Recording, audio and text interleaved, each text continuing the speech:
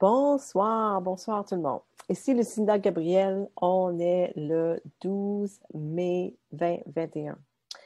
Alors, on est un mercredi soir, puis c'est rare que je fais une vidéo le mercredi comme ça, mais j'avais vraiment ça sur mon cœur de partager avec vous, puis parler je vais le dire juste une fois, l'injection. Et après ça, je vais utiliser le mot ceci pour faire attention, en tout cas, à mes mots. Parce que depuis dimanche, j'avais ça sur mon cœur à en parler. Et hier, je priais au Seigneur, puis j'ai demandé si tu veux-tu que j'en parle, puis si oui, donne-moi un signe. Puis avant même que j'avais fini de prier ma prière, une dame m'envoie un texte, puis elle me pose la question. Je n'ai jamais rencontré cette dame-là. Elle dit, c'est quoi votre opinion là-dessus? Alors, elle avait plusieurs questions et je vais répondre à toutes ces questions ce soir. Donc, j'ai vraiment prié le Seigneur pour m'aider avec ceci. Et je vais vous donner ce que j'appelle mon opinion là-dessus, d'après ce que je constate dans la Bible. OK? Donc, sans plus tarder, bienvenue à tous qui sont là. Je ne sais pas, je ne peux pas vous voir, mais en tout cas, merci d'être là. Puis merci de votre support toutes les semaines, en tout cas pour ces messages. Je prie vraiment que ce message va vous éclairer pour ce sujet. Alors, donc, pour moi, c'était la confirmation que Dieu voulait que j'en parle quand j'ai reçu ce message-là de cette dame. Et elle voulait savoir qu'est-ce que je pensais, si ceci est la marque de la bête ou non. On lui a aussi enseigné que Jésus enlèverait son épouse avant qu'elle n'ait besoin de prendre la décision à accepter la marque ou non. Donc, vous voyez comment que c'est complètement normal d'avoir ces questionnements-là d'après les enseignements dans les églises et tout.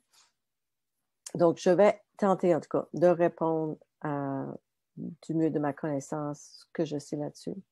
Donc, regardons ceci ensemble. Hein? Est-ce que vous vous rendez compte que, premièrement, est-ce que vous vous rendez compte que la prophétie biblique est en train de se dérouler devant nos yeux, sous nos yeux aujourd'hui? C'est extraordinaire. Tout ce qui se passe dans le monde, c'est vraiment c'est excitant. C'est le seul mot à utiliser. C'est excitant de vivre dans ces temps-ci, de voir ce qui est en train de se passer. C'est vraiment la guerre entre la lumière et les ténèbres, entre Jésus et Satan. C'est vraiment ça. Donc, il faut vraiment lire la Bible pour comprendre ce qui se passe, puis de voir vraiment que ça se passe devant nos yeux. Tout ce qui se passe en Israël aussi présentement, c'est tout biblique. Il faut prier pour eux aussi. Bon, donc, la Bible parle beaucoup des derniers jours. Donc, la fin des temps, le livre de l'Apocalypse est totalement consacré à ce sujet. C'est le dernier livre dans la Bible, dans le Nouveau Testament. Donc, sachez que ce livre-là est écrit d'une manière que personne peut vraiment comprendre en le lisant toute seule. Il faut vraiment lire les autres prophètes dans l'Ancien Testament. Puis, je crois aussi qu'il faut avoir le Saint-Esprit qui nous guide. C'est le meilleur enseignant. Il faut avoir le Saint-Esprit pour vraiment comprendre toute la vérité là-dedans. Le livre de l'Apocalypse parle d'un gouvernement mondial, un gouvernement mondial, une monnaie mondiale, une religion unique mondiale, l'Antichrist, le faux prophète, puis la célèbre marque de la bête dont je parle ce soir. Tout ça est prophétisé dans l'Ancien, dans le Nouveau Testament, dans l'Apocalypse. Alors, ce sont des choses qui sont à venir, mais on peut voir que présentement, les choses se mettent en place pour que tout ça soit là dans les prochaines années. C'est ça. Donc, que dit la Bible au sujet de ceci? Et est-ce que nous sommes déjà rendus là? OK? Donc, je vais vous lire le verset qui parle de la marque de la bête. Et vous allez pouvoir voir est-ce que le ceci, est-ce que c'est vraiment la marque? OK? Apocalypse 13, 15 à 18.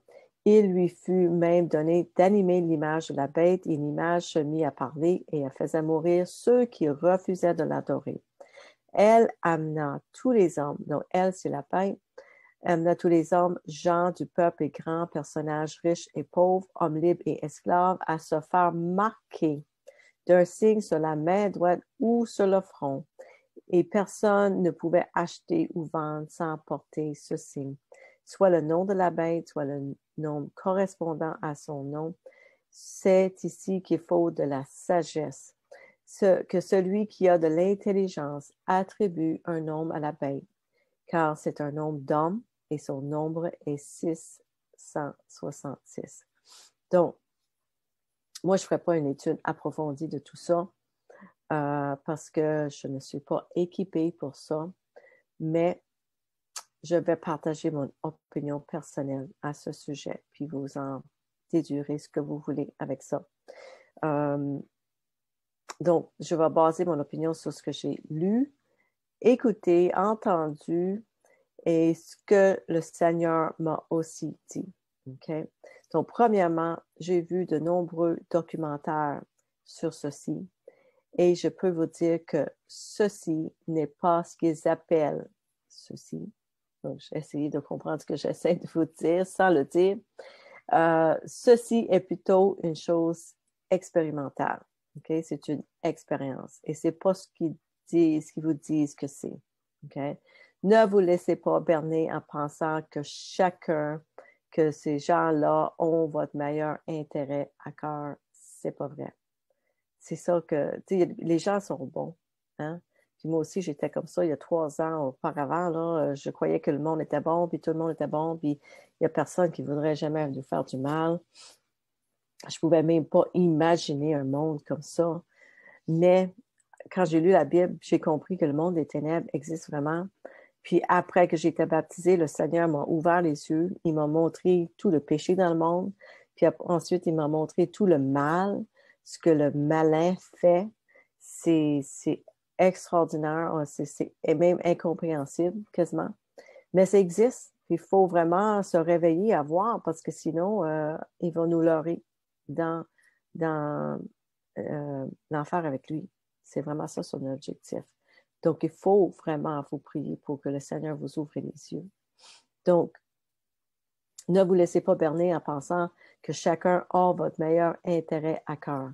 C'est ainsi que le serpent avait trompé Ève dans le jardin au tout début. Il l'a manipulée avec le doute quand il a dit « Dieu a-t-il vraiment dit que tu ne mangeras pas de chaque arbre du jardin? » Vous voyez comment il surnoie. Et puis il a dit « Tu ne mourras sûrement pas de ça. » Donc, vous voyez comment le serpent lui a fait douter de la parole de Dieu et il lui a menti. Parce que Satan est le père du mensonge et il est un grand trompeur. C'est le décepteur, tu sais. Donc, Adam et Ève ne sont pas morts physiquement, immédiatement, mais ils sont morts spirituellement. Vous voyez, ils étaient séparés spirituellement de Dieu par la suite. Et depuis, Dieu essaie de récupérer l'humanité au complet. Et c'est pourquoi il a envoyé son Fils unique, Jésus-Christ, pour nous racheter du mal depuis ce temps-là, depuis le tout début. Donc, sachez qu'il y a une bataille présentement, surtout présentement pour votre esprit, votre cœur et votre âme, parce que Satan sait qu'on s'en vient vers la fin des temps. Son temps est presque terminé. Il va aller passer ses 1000 ans. Je crois, c'est pas l'enfer, mais en tout cas dans une place qui est réservée pour lui, là, pour 1000 ans. Et son temps est limité. Il essaie d'amener le plus de gens en enfer avec lui entre-temps. Dans Matthieu, Jésus a dit, Matthieu 22, 37, Jésus a dit, tu aimeras le Seigneur ton Dieu de tout ton cœur, de toute ton âme et toute ta pensée. Alors, sachez que Satan essaie de gagner votre cœur, de voler votre âme et de prendre le contrôle de vos pensées. Comment fait-il cela? Ben, c'est simple, c'est par la manipulation émotionnelle. Écoutez ça. Satan, il contrôle et il manipule. La Bible dit que Satan essaie de voler, tuer et détruire. Satan veut votre âme et il veut très clairement aussi votre esprit. Dans Ésaïe 26:3, c'est écrit « Alors gardez votre esprit sur Jésus et ayez confiance en lui. Satan est réel, mes amis. » Donc, que vous me croyez ou non, ça c'est moi qui le dis, là, il est vrai, il existe pour de vrai. Satan est réel. Donc, gardez votre esprit sur Jésus et ayez confiance en lui. Donc, l'ennemi, Satan, il essaie toujours de contrôler avec la peur et même la colère. C'est ça qui m'est venu aujourd'hui parce que je parlais avec une personne qui était très en colère par rapport à tout ça, puis j'ai dit, ouais, ça c'est l'ennemi qui essaie vraiment de nous amener dans le péché par la colère. Éphésiens 6 dit, mettez l'armure de Dieu. Hein? C'est écrit, puissez votre force dans le Seigneur et dans sa grande puissance. Revêtez-vous de l'armure de Dieu afin de pouvoir tenir ferme contre toutes les ruses du diable. Car nous n'avons pas à lutter contre des êtres de chair et de sang, mais contre les puissances, les autorités et les pouvoirs de ce monde de ténèbres et contre les esprits du mal dans le monde céleste. C'est pourquoi endosser l'armure que Dieu donne afin de pouvoir résister au mauvais jour, le mauvais jour dans lequel on se trouve, et tenir jusqu'au bout après avoir fait tout ce qui est possible. Donc, Satan essaie de prendre le contrôle de votre esprit. Vous voyez, c'est dans la tête que ça se passe.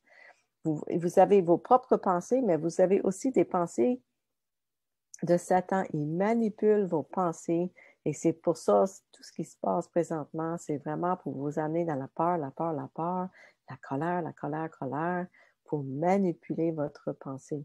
Parce que si vous êtes dans la peur, vous êtes contrôlable. Ils sont capables de vous faire n'importe quoi. Donc, Satan essaie de prendre le contrôle de votre esprit, vos pensées avec la peur et en ce moment, en remplissant votre esprit de peur, il peut vous amener à faire presque n'importe quoi. Alors, éteignez vos télévisions et ouvrez vos Bibles et lisez la Bible. Puis pour les gens qui ne sont pas chrétiens, c'est peut-être nouveau pour vous que je vous dis ça, là, mais c'est vrai, là, parce qu'il y a la propagande qui se passe à la télévision, c'est la programmation. Hein, c'est pas pour rien qu'ils appellent ça des programmes à la télévision. Donc, l'ennemi contrôle par la manipulation, l'intimidation et la domination. On ne peut pas séparer. Il y a des gens qui disent, Lucinda, parle-en pas de ça, mais on ne peut pas séparer les deux. On ne peut pas parce que dans la Bible, c'est clair que toutes ces choses doivent arriver. Donc, on est en train de s'enligner vers ces choses-là, vers la fin des temps. C'est vraiment le début de la fin.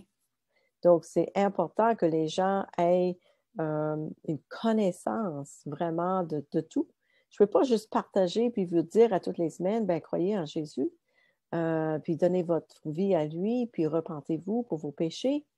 Oui, c'est ça le principal, mais il faut aussi savoir ce qu'on s'enligne avec ce qui se passe dans le monde présentement. Donc, jusqu'à présent, l'ennemi a utilisé la manipulation. Il manipule les gens par leurs émotions, la peur, la colère. Ensuite, comme là, c'est l'intimidation parce qu'il dit si vous ne vous conformez pas, vous allez perdre ceci ou cela. Hein? Vous allez perdre vos droits si vous ne conformez pas. Puis la prochaine étape qui s'en vient, là, c'est la domination, comme d'autres pays dominés par leur gouvernement. Donc, il faut avoir les yeux ouverts, les oreilles ouvertes aussi à ce qui s'en vient. Concernant la colère, dans Éphésiens 4, 26, 27, c'est écrit « Mettez-vous en colère, mais n'allez pas jusqu'à pécher.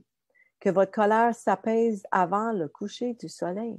Ne donnez aucune prise au diable. » Donc, vous voyez que dans la Bible, ça part de la colère. C'est correct d'avoir de la colère, mais assurez-vous que vous êtes en paix avant de vous coucher. Donc, pardonnez les autres avant de vous coucher. Pardonnez vous-même. Puis, amenez ça au Seigneur. Mais ne donnez aucune prise au diable. Parce que aussitôt que vous donnez une petite prise au diable, là, il va vous amener dans le péché parce que vous allez faire quelque chose de mal avec votre colère. Donc, vous voyez que le diable veut que vous soyez en colère, puis qu'il vous amène dans le péché. La Bible dit aux croyants nés de nouveau, qui ont le Saint-Esprit, c'est écrit, ce n'est pas un esprit de timidité ou de peur que Dieu nous a donné, mais un esprit de force, d'amour et de sagesse. Donc, quand on a le Saint-Esprit, on a un esprit, on n'a pas un esprit de peur. Vous voyez? Donc, c'est pour ça que c'est important d'être né de nouveau, d'avoir le Saint-Esprit en nous, parce qu'on n'a plus peur. On avance dans la vie avec la joie, le calme, la paix, l'amour, le bonheur. Donc, on n'a pas la peur. Puis si vous dites que vous êtes chrétien, puis vous pensez que vous êtes né de nouveau, mais vous êtes envahi par la peur, mais il vous manque quelque chose dans votre processus. Puis je ne vous insulte pas, là, parce qu'il y a des gens qui se sont dit chrétiens pendant 20, 25 ans, 30 ans, mais qui n'avaient pas le Saint-Esprit, puis qui étaient envahis par la peur, qui prenaient des pilules antidépresseurs parce qu'il y avait des dépressions. C'est pas normal, ça. Une personne qui est née de nouveau, d'après la Bible, on n'est pas supposé de vivre comme ça. Donc, si jamais vous vivez comme ça, il vous manque un petit quelque chose avec votre processus d'être né de nouveau, contactez-moi, puis on pourrait s'en parler. Donc, Jésus a dit dans Jean 14, 27, « Je vous laisse ma paix, je vous donne ma paix, je ne vous donne pas ce que le monde donne. Que votre cœur ne soit pas troublé, qu'il n'ait pas peur. » Donc, vous voyez qu'on devrait être en paix si on est en Jésus-Christ. Donc, peut-être c'est juste le renouvellement de votre intelligence, de vos pensées que vous avez besoin aussi. Mais il y a quelque chose qui manquerait si vous n'êtes pas en paix. Puis il y a un film qui s'appelle « Torturé pour Christ ». Je ne m'en souviens pas du nom de la personne, c'est vraiment une histoire vraie. Cet homme-là a vécu en Europe de l'Est. Il a comme, comment on dirait ça? Il a comme pratiqué les versets. Il y avait 366 versets contre la peur qu'il a appris. Un pour chaque jour, un verset par jour, pour 366 jours, même le jour de... en tout cas, je ne trouve pas le mot en français, là. Mais en tout cas, pour tous les jours de l'année. Donc, on devrait savoir que c'est écrit dans la Bible au moins 366 fois. N'ayez pas peur, faites-moi confiance. Jésus est le prince de la paix. Dans Psaume 56, c'est écrit « Chaque fois que j'ai peur, j'ai confiance en toi, Seigneur. En Dieu, je louerai sa parole. En Dieu, j'ai mis ma confiance. Je n'aurai pas peur. Que peut me faire la chair? » Donc, qu'est-ce que les hommes peuvent me faire? Je n'ai pas peur. Je suis dans le Seigneur. Je fais confiance en lui entièrement. Jésus est le prince de la paix. Donc, est-ce que ceci est la marque? OK, vous savez ce que je veux dire par ceci. Est-ce que ceci est la marque?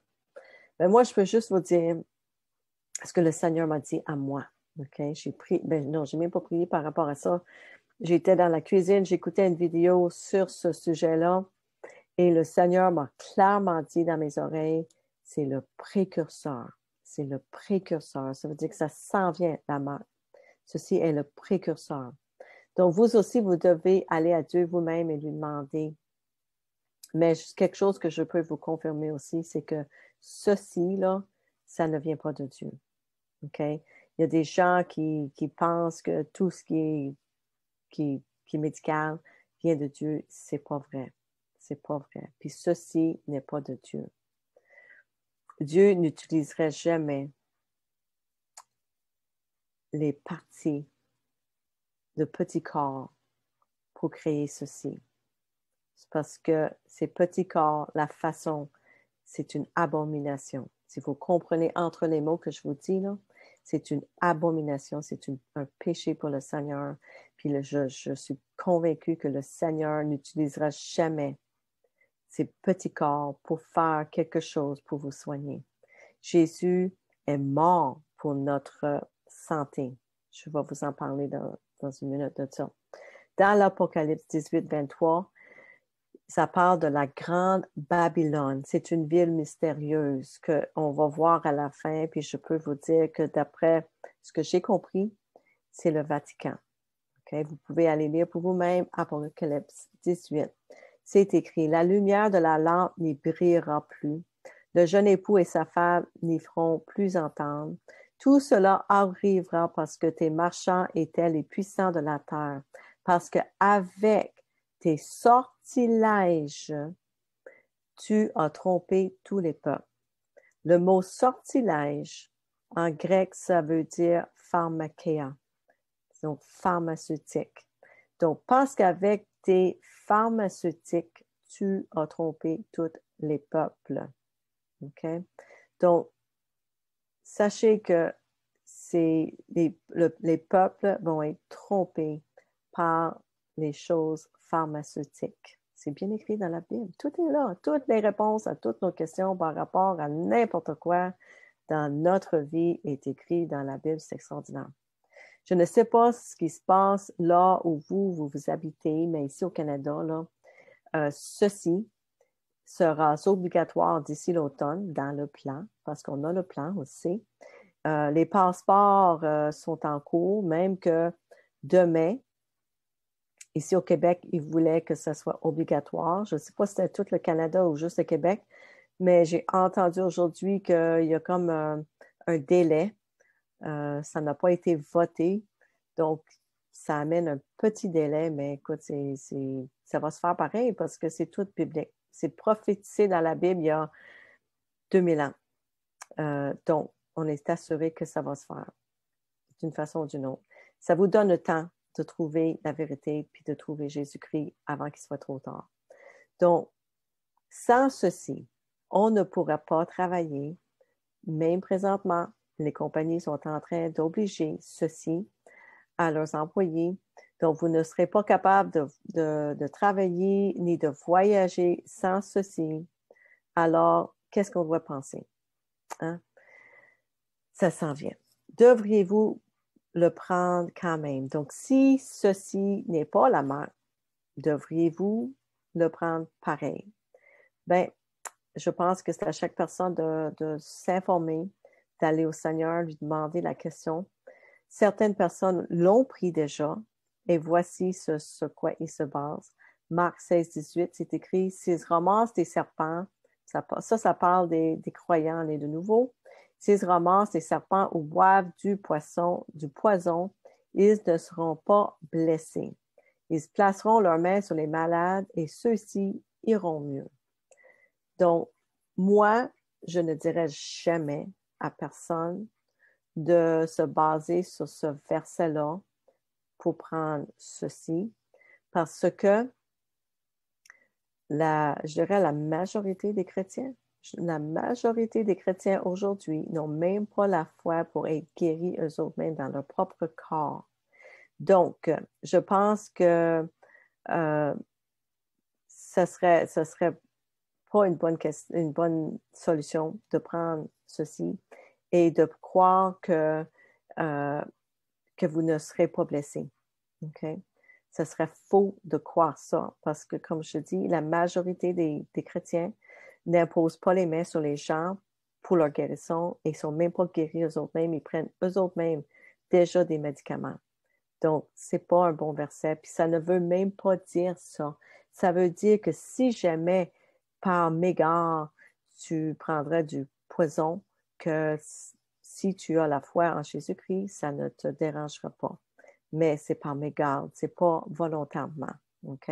À moins que Jésus-Christ lui-même vous le direz dans vos oreilles, puis vous serez assuré à 2100% qu'il a dit, prends-le, mais c'est ça.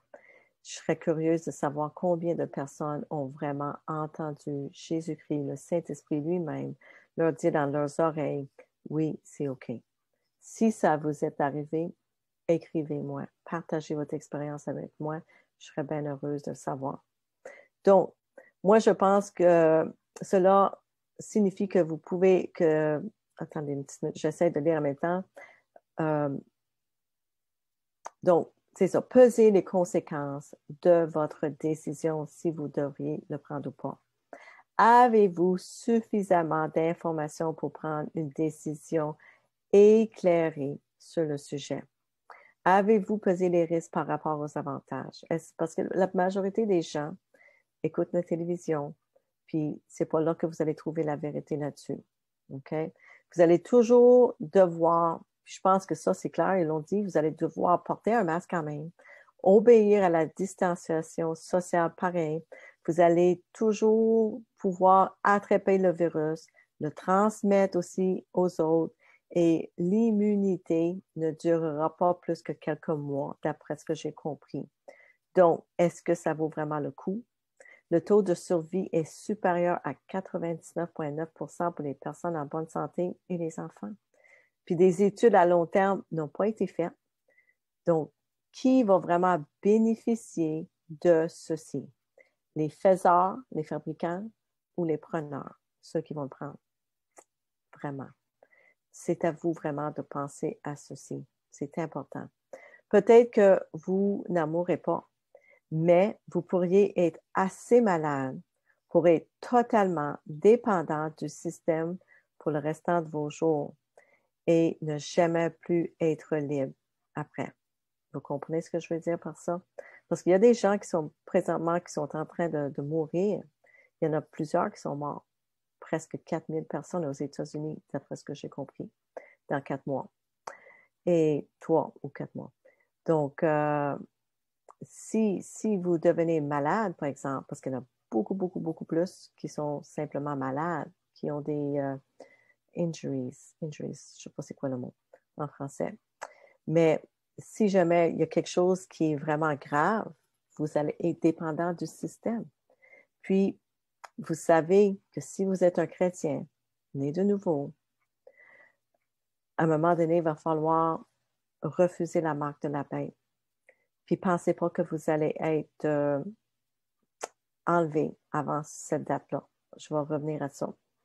Donc, ne soyez pas si sûr que vous ne serez pas trompé, même si vous vous appelez un chrétien. Hein? Même si vous vous dites chrétien, ne pensez pas que vous ne soyez pas trompé. 2 Thessaloniciens 2, 11 à 13. C'est écrit. Et pour cette raison, Dieu leur enverra une forte illusion afin qu'ils croient au mensonge. Puis le Seigneur m'a dit que depuis le mois de novembre que ceci s'est passé, il a envoyé cette forte illusion afin qu'ils croient au mensonge, afin qu'ils soient tous condamnés, qui n'ont pas cru à la vérité, mais ont pris plaisir à l'iniquité. Mais nous sommes tenus de rendre grâce à Dieu toujours pour vous, frères bien-aimés du Seigneur, parce que Dieu, dès le commencement, vous a choisi pour le salut par la sanctification par l'Esprit et la croyance en la vérité. Moi, je veux vous poser la question, avez-vous vraiment le Saint-Esprit? Parce que beaucoup de gens qui se disent chrétiens, qui sont dans les églises, n'ont pas le Saint-Esprit, n'ont pas une relation personnelle, n'entendent pas sa voix. Et c'est écrit ici que on vous a choisi pour le salut par la sanctification par l'Esprit et la croyance en la vérité. Donc, pour moi, ce que je comprends, c'est que si vous n'avez pas le Saint-Esprit, il se peut que vous soyez trompés. Donc, l'entendez-vous? Vous sanctifie-t-il?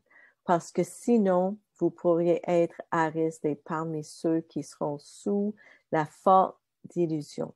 Okay? Vous pouvez être trompé si vous n'avez pas le Saint-Esprit.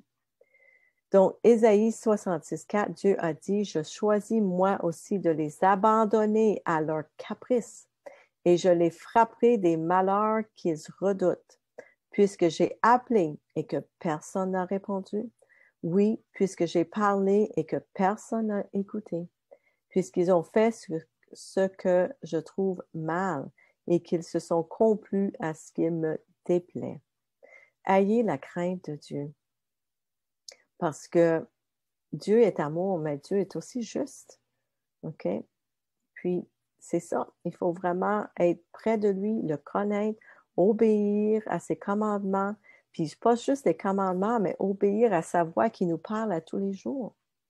1 Timothée 4:1, c'est écrit, mais l'Esprit dit explicitement que plus tard, certains abandonneront la foi, prêtant attention aux esprits trompeurs et aux doctrines des démons. Moi, je crois que ça arrive déjà, puis les gens ne sont même pas conscients que c'est en train d'arriver. Et c'est comme large est la route vers la perdition, vers l'enfer, que c'est écrit, puis beaucoup, la majorité des gens s'en vont là. La majorité, c'est écrit. Étroit est le chemin qui amène à la vie éternelle. Difficile est le chemin. Peu de gens le trouvent. Moi, je crois qu'aujourd'hui, là, puis même pas juste aujourd'hui, ça a peut-être toujours été le même, qu'il y a des gens qui suivent des personnes au lieu de Jésus-Christ. Puis à cause qu'ils suivent les pieds d'une personne, ça pourrait les amener dans le fossé. Même les gens, ils vont dire, même les gens qui me suivent peut-être, mais tant que vous n'aurez pas lu le Nouveau Testament au moins pour vous-même, vous ne le saurez pas. Vous ne le saurez pas. C'est pour ça que moi, je vous dis tout le temps, allez le lire pour vous-même. Faites pas confiance à personne. C'est ça, c'est tellement important. Donc, même des gens qui sont dans les églises peuvent être trompés. 2 Timothée 4, 3 et 4. Car le temps viendra où les hommes ne voudront plus rien savoir de l'enseignement saint. Au gré de leurs propres désirs, ils se choisiront une foule de maîtres à qui ils ne demanderont que de leur caresser agréablement les oreilles. Ils se détourneront l'oreille de la vérité pour écouter des récits de pure invention. Comment pouvez-vous savoir qu'une personne qui vous dit si ce n'est pas inventé, si vous n'avez pas lu pour vous autres mêmes? OK? C'est ça l'affaire. Puis pensez pas que cette verset-là s'applique juste pour les gens qui sont dans le Nouvel Âge ou dans d'autres religions. Même les gens qui se disent chrétiens peuvent être trompés. Ce qui m'amène à une autre question qui a été posée par cette personne, justement. Alors, regardez ça. Elle dit, Jésus ne viendra-t-il pas nous chercher avant la marque de la bête? L'enlèvement se produira-t-il avant la marque de la bête? Parce qu'elle, ce qui lui a été enseigné dans l'Église, c'est qu'elle n'a pas besoin de s'inquiéter, elle n'a pas besoin de rien parce que elle n'aurait pas besoin de faire ce choix-là. L'enlèvement va se faire avant la marque de la bête, avant qu'elle ait besoin de faire ce choix-là. C'est ce que lui a été enseigné. Donc, on va juste lire Apocalypse 14 ensemble. Vous allez décider pour vous-même, OK? Moi, je vous laisse réfléchir. Ça dit, un troisième ange les suivit, proclamant une voix forte. Celui qui adore la bête et son image et qui accepte de recevoir sa marque sur le front et sur la main devra aussi boire du vin de la fureur de Dieu. Ce vin lui sera versé pur dans la coupe de la colère divine, et il souffrira des tourments dans le feu et le souffre devant les saints anges et devant l'agneau. La fumée de leur tourment s'élèvera à perpétuité. Quiconque adore la bête et son image, quiconque accepte la marque de son nom ne connaîtra aucun repos, ni de jour et ni de nuit. C'est là que les membres du peuple saint, ceux qui obéissent aux commandements de Dieu et qui vivent selon la foi en Jésus, doivent faire preuve d'endurance. Pourquoi il nous dit qu'on a besoin d'endurance? OK? Si on ne devait pas être mis devant la marque de la bête pour avoir besoin de faire un choix. Écoutez dans Matthieu 24, qu'est-ce que ça dit? Faites bien attention que personne ne vous induise en erreur, Jésus a dit. Puis là, ils disent que, on verra se dresser une nation contre une nation, un royaume contre un autre. Alors, on vous persécutera et l'on vous mettra à mort. Tous les peuples vous haïront à cause de moi. À cause de cela, beaucoup abandonneront la foi et ils se trahiront et se haïront les uns les autres. Donc, Puis là, ça continue de parler des faux prophètes qui vont tromper plein de gens et tout ça. Puis, en tout cas, ça finit par proclamer dans le monde entier la bonne nouvelle. Ensuite, la fin viendra. OK? Mais ce qui est important à souligner ici, c'est que Jésus dit, faites bien attention que personne ne vous induise en erreur. Et qui pensez-vous qui sera livré et tué à cause du nom de Jésus? Parce que beaucoup de gens disent que, Matthieu 24, on n'en parle pas parce que ça, c'est écrit aux Juifs. OK? Mais c'est écrit là-dedans, là, que, je vais juste revenir, vous le relire une dernière fois.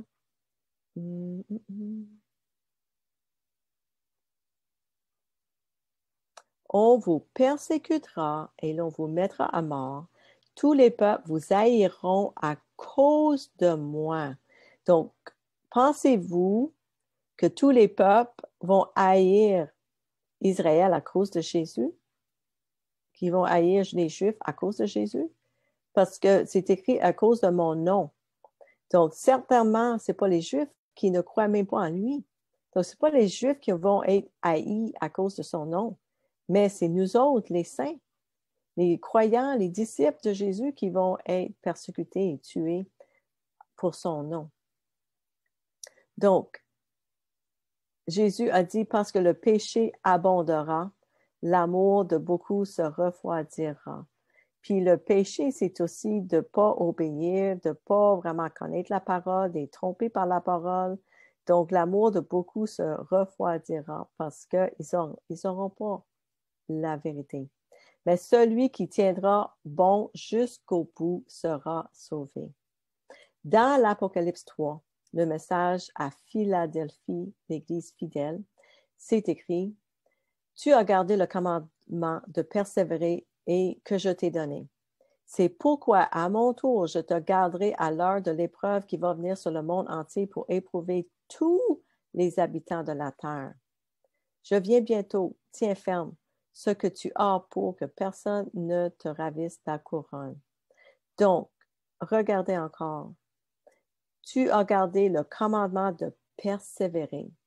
Et c'est pourquoi, à mon tour, je te garderai à l'heure de l'épreuve qui va venir sur le monde entier pour éprouver tous les habitants de la terre. Pas juste les païens ou ceux qui ne croient pas ou les athées et tout ça, c'est tous les habitants de la terre. Il n'y a pas eu d'exception écrite là. Mais il a dit, je te garderai. Puis je te garderai, ce n'est pas écrit, je t'enlèverai. Ça veut dire que je vais prendre soin de toi. Tu vas être correct et sauf avec moi. Tu sais? Donc, ça ne veut pas dire qu'on ne va pas mourir non plus, là, mais il va nous garder.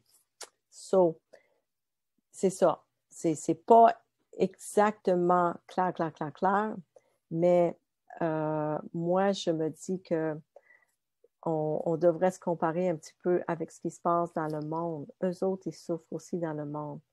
Donc, c'est ça. Jésus n'est pas venu les chercher encore, ceux qui souffrent. Il y a 2 ans, je priais à Dieu concernant l'argent. Puis le lendemain matin, j'ai clairement entendu Dieu me parler et voici ce qu'il m'a dit. Il m'a dit, ne dépends pas de l'homme, dépends de moi. Le jour viendra où tu devras choisir entre moi et ton argent. Que tu aies 2 $ ou 2 millions de dollars, tu devras choisir. Ce sera beaucoup plus facile si tu n'as que 2 $. Pour moi, je présume qu'il parlait de ce temps-là qu'on est dedans présentement. De nombreuses personnes ici dans l'Ouest soutiennent que Jésus ne battra pas son épouse, l'Église, avant de venir la chercher. Okay? Donc, ils pensent que Jésus ne nous ferait pas souffrir avant qu'il vienne nous chercher. Mais que diriez-vous aux chrétiens chinois qui sont déjà sous un système de crédit social présentement, qui sont emprisonnés, torturés et même tués pour leur foi? Qu'est-ce que tu leur diras à eux? N'as-tu pas assez de foi? Sont-ils pas assez bons? C'est quoi le problème? Pourquoi Jésus n'est pas venu les chercher encore par l'enlèvement? Et qu'en est-il de tous les chrétiens tués par les Allemands pendant la Seconde Guerre mondiale? Eux autres aussi, ils ont dû se dire, ben, il est où Jésus? Donc, ne voyez-vous pas le mensonge? C'est clair dans Matthieu 24 que Jésus va venir à la fin. L'enlèvement se trouve à la fin. En tout cas, c'est ce que je crois. Mais à mon humble avis, nous devons tous être sobres et vigilants, comme dit la parole. Nous devons nous préparer à se préserver, à persévérer jusqu'au bout et espérer le mieux. Moi, c'est le même que je vois ça. Donc, dans ma tête, je me prépare pour le pire et j'espère pour le mieux. OK? Si Jésus vient demain, alléluia, tant mieux. Mais je me prépare pour le pire dans ma tête parce que c'est la seule façon qu'on va pouvoir tenir et endurer jusqu'au bout. Dans Jacques 5, 7 et 8, c'est écrit « Soyez donc patients, mes amis, jusqu'à ce que le Seigneur vienne. Voyez à quel point les agriculteurs sont patients alors qu'ils attendent que leur terre produise des récoltes précieuses. Ils attendent patiemment les pluies d'automne et de printemps. Vous devez également être patients. Gardez vos espoirs élevés, car le jour de la venue du Seigneur est proche. » Et ça, les amis, c'était écrit il y a 2000 ans. Donc, imagine comment on est plus proche aujourd'hui. Donc, oui, on garde espoir qu'il s'en vient, mais on se prépare quand même pour les temps difficiles qui vont probablement venir avant. 2 Corinthiens 5, 7, car nous marchons par la foi et non pas par la vue. Donc, on peut voir des choses autour de nous qui peuvent être déconcertantes, troublantes, mais on marche par la foi, on garde nos yeux fixés sur Jésus-Christ et sur la gloire du Seigneur pour être avec lui. Soyez forts dans le Seigneur et ne désespérez pas parce que vous voyez autour de vous, mais marchez dans la foi et attendez-vous aux promesses de Dieu et de rester fort.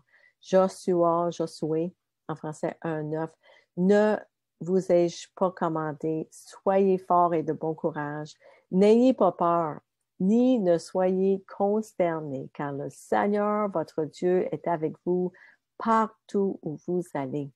Donc, nous avons le Seigneur partout où ce qu'on va. Il a toujours été avec nous, même avant que je sois en Jésus-Christ, avant que je connaisse le Seigneur, je connaissais Dieu.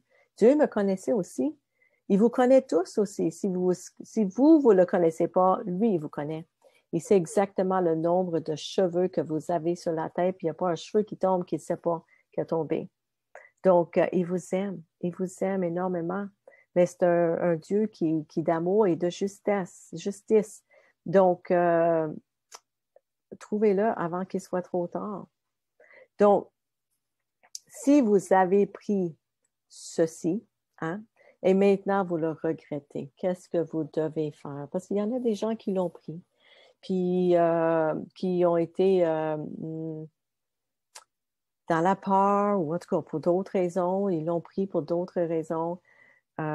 Puis là, présentement, vous avez des peurs par rapport aux effets secondaires, vous avez peur d'avoir pas plu au Seigneur, puis là, vous êtes vraiment désolé, ben, qu'est-ce que vous devriez faire? Ben, moi, je vais vous dire mon opinion personnelle. Courez vers Jésus tout de suite, puis repentez-vous. Mettez-vous à genoux, repentez-vous devant Dieu, puis le Seigneur Jésus, puis dites-lui que vous êtes désolé, que vous avez mis votre foi en quelque chose autre que lui.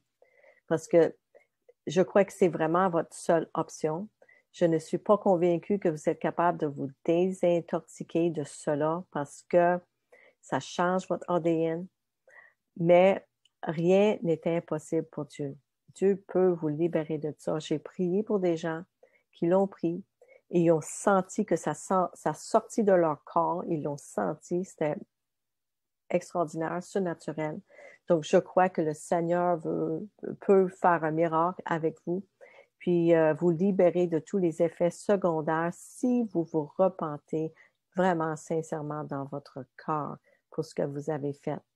Donc, Jésus est mort sur la croix, non pas seulement pour la rémission de vos péchés, mais pour votre corps, pour que votre corps soit guéri. C'est écrit que par ces meurtrissures, nous sommes guéris. Puis les meurtrissures, c'est les coups de fouet qu'il a reçus sur son corps pour nous.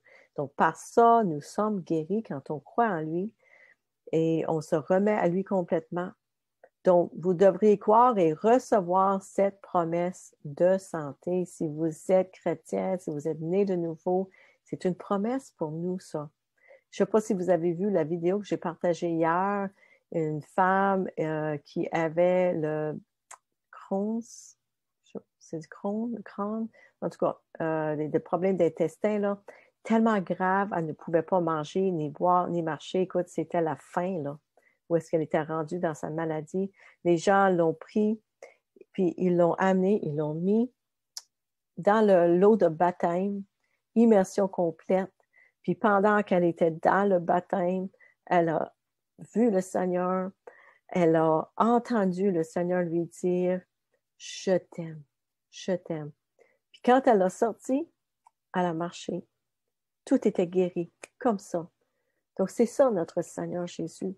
Il nous aime tellement, il nous aime tellement. Il veut que vous soyez libérés de toutes les maladies, puis délivrés de tous les démons que vous pouvez avoir, la dépression, la tristesse et tout ça. Cette femme-là est sortie complètement guérie de l'eau parce que sa repentance, elle était sincère et vraie. Donc, si jamais, pour une raison quelconque, je ne sais pas, que vous soyez chrétien ou pas, puis vous tombez malade, bien, si vous tombez malade, repentez-vous, appelez-moi, je vais prier pour vous. Si vous êtes chrétien, des fois, moi-même, si moi, je tomberais malade du virus, par exemple, puis je serais morte, mais écoute, ça serait mon temps, puis ça serait tout. Je préfère mourir du virus que de mourir de ceci, OK? Parce que ça serait la volonté de Dieu. Et ça serait correct. Parce qu'à un moment donné, il faut bien mourir de quelque chose, là. Donc, mourir est un gain. Quand on est dans le Seigneur, quand on a le Saint-Esprit, on est né de nouveau, mourir, c'est un gain parce qu'on s'en va vivre avec notre Seigneur Jésus quand on est né de nouveau. On ne passerait pas notre éternité en enfer. Il y a juste une place qu'on peut aller. C'est soit au ciel, puis ou soit en enfer. Le purgatoire, ça n'existe pas. Puis, il n'y a pas de réincarnation non plus. Vous n'allez pas revenir. Quand cette terre va finir ici, c'est fini. C'est fini. Il va y avoir un nouveau ciel, une nouvelle terre. Mais c'est ça, c'est biblique. Donc, si vous ne connaissez pas le Seigneur et que vous n'êtes pas né de nouveau, ne perdez pas un autre jour dans le royaume des ténèbres. Mais donnez-vous complètement à Jésus aujourd'hui. Demain, c'est pas promis. Demain, c'est pas promis. Vous pouvez mourir dans votre sommeil. Je connais des gens qui pensent qu'ils vont rester dans leur péché parce qu'ils aiment leur péché. Ils vont rester là-dedans encore quelques années jusqu'à temps qu'ils soient un petit peu plus vieux. Mais écoute, ils peuvent mourir dans leur sommeil d'une crise de cœur ce soir. Ils ne savent pas. Personne ne sait.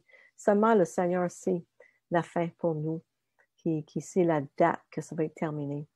Donc, ce qui est important, croyez en Jésus-Christ, ce qu'il a fait pour vous sur la croix. Repentez-vous de vos péchés. Repentez-vous si vous avez pris cette affaire-là, abominable-là. Et faites-vous baptiser, immersion complète dans l'eau. Recevez le Saint-Esprit en vous et le don des langues. Marchez dans la sainteté pour vous trouver correct devant le Seigneur, que vous soyez une épouse sans tache, ni ride et sainte comme épouse pour notre roi qui s'en vient pour nous, pour notre mari. Donc, c'est ça mon message ce soir. J'espère que ça vous a béni. J'espère que ça a répondu à vos questions parce que je sais qu'il y a des gens qui se posaient des questions. Puis surtout là, je sais que cette semaine, il y a beaucoup de gens qui vont prendre ceci. Et c'est désolant. C'est vraiment désolant de voir ce qui se passe dans le monde. Puis que même des chrétiens. Donc, en tout cas, c'est pas un jugement, c'est juste une constatation. Amenez ça devant le Seigneur vous-même, posez-lui la question, puis que vous soyez en paix avec ça. C'est chacun de nous d'être en paix avec nos décisions, mais assurez-vous d'avoir le Saint-Esprit puis de bien l'entendre. Donc, merci pour votre écoute, puis je prie que vous preniez les bonnes décisions pour vous, pour votre santé, pour votre salut surtout avec le Seigneur. Donc, merci et bonne fin de soirée. Bye bye. Soyez bénis.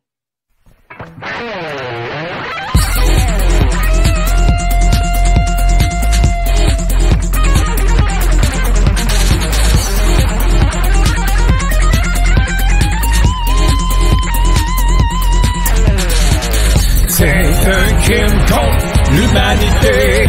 Ce vaccin peut expérimenter. Le monde est comme des cobayes. Ces élites contrôlent dans les poches parce qu'on ne veut pas se laisser faire. On pense pour tous des complotistes parce qu'on ne croit pas leur histoire. Se laisser emporter dans l'entonnoir, c'est un crime contre l'humanité. On se laisse pas faire, non, c'est assez. On garde nos droits, notre liberté. Ces complotistes sont démasqués. Un peuple qui se lève pour la justice, pour défendre leurs droits et celles des plus faibles. On va venir le système communiste, mais nous on reste libres en Jésus-Christ.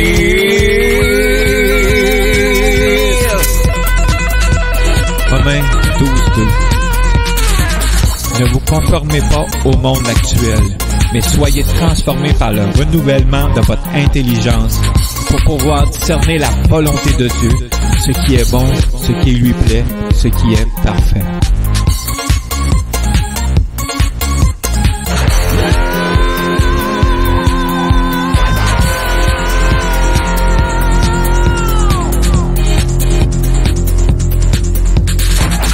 C'est un crime contre l'humanité.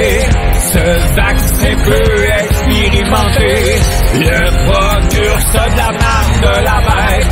Bientôt on voudra vous marquer. Il s'en vient le passeport vaccinal pour mieux nous contrôler. Mais moi choisis de faire confiance à Dieu. Nous ses enfants s'inquiètent de rien.